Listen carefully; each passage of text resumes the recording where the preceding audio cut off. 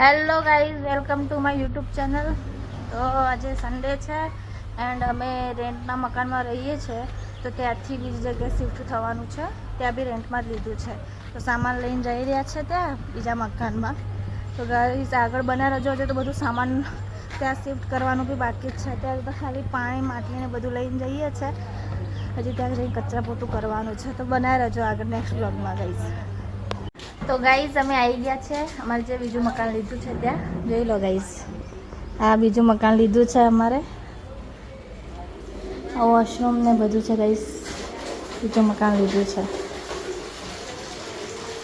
આ મમ્મી અંદર રસ, આ કિચન છે ગાઈઝ, આ બીજું રૂમ છે. આગળ બન્યા રહેજો, બતાવીશું તમને. આ બીજો રૂમ છે ગાઈઝ. તો બધું સામાન લાવી દીધું છે, હજી થોડું સામાન બાકી છે. બહુ બધું સામાન લાવી દીધા છે. હજી ફ્રીજ છે, તિજોરી છે, બધું લાવવાનું બાકી છે.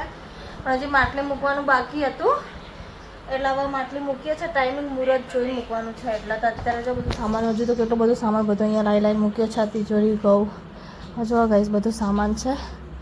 બધું બહુ બધું સામાન.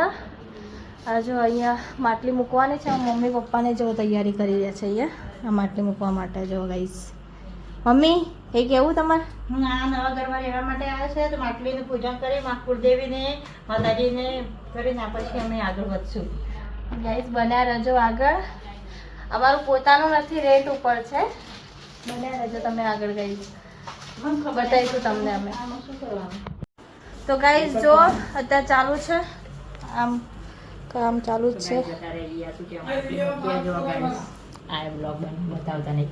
મારી ચાલુ કુળદેવીમાં ટુકડીમાં જ છે. મારી અને મારી કુળદેવી ચામુંડા, મારી દોલખા દેવી, મારા દત્તાર બાપુ અને મારી જલાલી બાબા બનાવવાનું છે. ઘરમાં રહેવાનું બનાવવાની છે. મકાન લેવાનું પોતાનું. જો ગાઈસ, આ મૂકી દીધી માટલી. ચાલુ જ છે ગાઈઝ. હવે અડધું સામાન ગાઈસ અહીંયા મૂકી દીધું. મારા જોડે પેલા કામ કરે છે એ બી આવી ગયા છે. જો કામ કરવા માટે આવી ગયા, હેલ્પ કરવા માટે આવી ગયા. એમને ઘઉં હા લીધા છે. ઘઉં કઈ રીતે મૂકવાનું? આજુબાજુ નાખવાના ઘઉં. આમ ડબલો કરી દો. અમે આમ આજુબાજુ. હા, તો આજે હું આવી રીતના મૂકું છું. 3, 4 અને 5.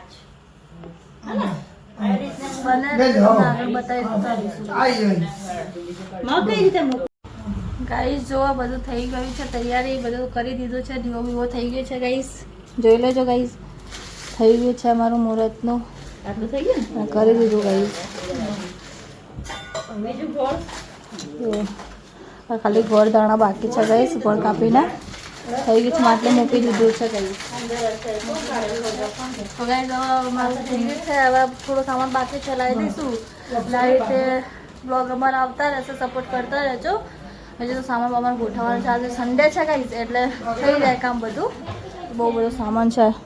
આ જો ગાઈસ ફોન જોવે છે. અહીંયા છોડી દઉં તો આને હાલતો રહો. ચલો મળીશું આપણે નેક્સ્ટ બ્લોગમાં. બાય ગાઈસ, સપોર્ટ કરતા રહેજો.